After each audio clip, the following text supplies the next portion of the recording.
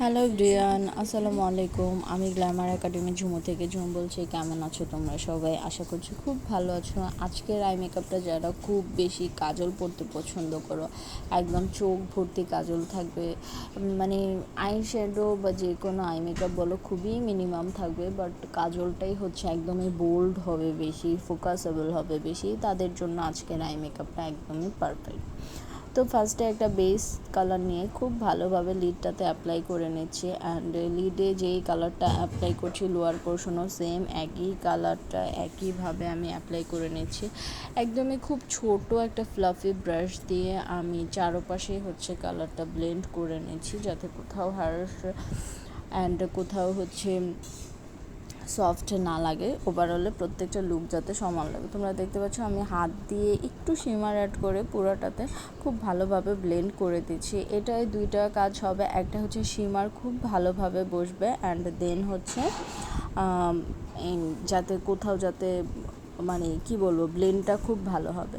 দেন lower পোর্শনটায় হচ্ছে খুব dark টোনের একটা কালার নিয়ে সেটা আমি লোয়ার পোর্শনটায় অ্যাপ্লাই করে দিচ্ছি।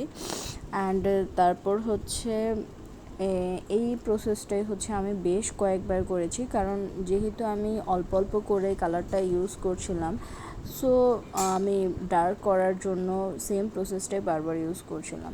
অ্যান্ড দেন হচ্ছে আমি লাইনার পয়েন্টটা তো একদম র্যান্ডমলি জাস্ট সেম টোনের কালারটা নিয়ে আমি জাস্ট ড্র্যাগ করে নিচ্ছি।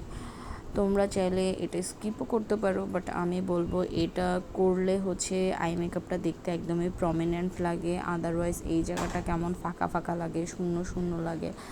আর যেহেতু আমি ল্যাশ পরবো, আর যাদের হচ্ছে ল্যাশ মাশাল্লাহ এমনিতেই অনেক বেশি, তাদের মানে ল্যাশ না পরে আমি বলবো ডাবল কোট বা ট্রিপল কোট যদি মাস্কারা ইউজ করা হয় তাহলে এই প্রবলেম মানে এইটা ল্যাশ এক্সট্রা ফলস ল্যাশ আর পড়তে হবে না।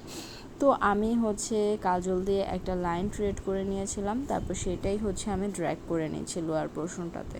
এদিকে আমি বলবো আমি একটু লাইনার শেপ চেয়েছিলাম, সেজন্য আমি একটু কাজলটা উঠিয়ে দিয়েছি। তোমরা চাইলে এটা আরেকটু নিচে রেখে তারপর ড্র্যাগ করতে পারো, অ্যান্ড এইটুকু ডিফারেন্সের জন্য একদমই ভিন্ন ভিন্ন লুক চলে আসবে।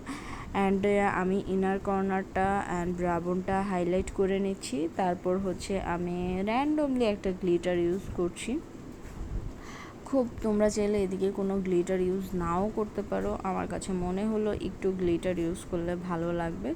অ্যান্ড দেন হচ্ছে ব্রাবোনে আমি একটু কি বলবো হাইলাইট করে নিচ্ছি ব্রাবোনটা একদম খুবই র্যান্ডমলি। দেখো এই টাইপের আই মেকআপ দেখলে মনে হয় যে কোনো কিছুই ইউজ করিনি, বাট আলটিমেটলি কিন্তু সব কিছুই ইউজ করা। আমি বলবো একটা নর্মাল একটা কালারফুল আই মেকআপে যেই টাইপের স্টেপগুলো থাকে, এই আই মেকআপগুলোতে এর যে বেশি স্টেপ থাকে, বাট টাইমটাও অনেক বেশি লাগে কালারফুলের চেয়ে এই টাইপের সফট আই মেকআপগুলো।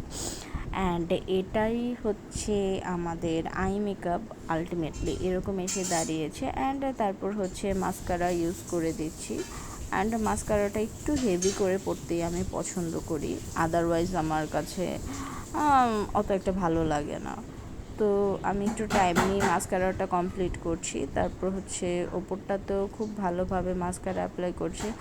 আর আই মেকআপের ক্ষেত্রে যেটা সবচেয়ে বেশি ইম্পর্টেন্ট, ল্যাশ পরার আগে বলবো ল্যাশ কার্লার দিয়ে ল্যাশটা একটু কার্ল করে নিতে। সেক্ষেত্রে হয় কি অনেক সময় দেখা যায় আমরা একটু বড় ল্যাশ পরি, একটু লিফটেড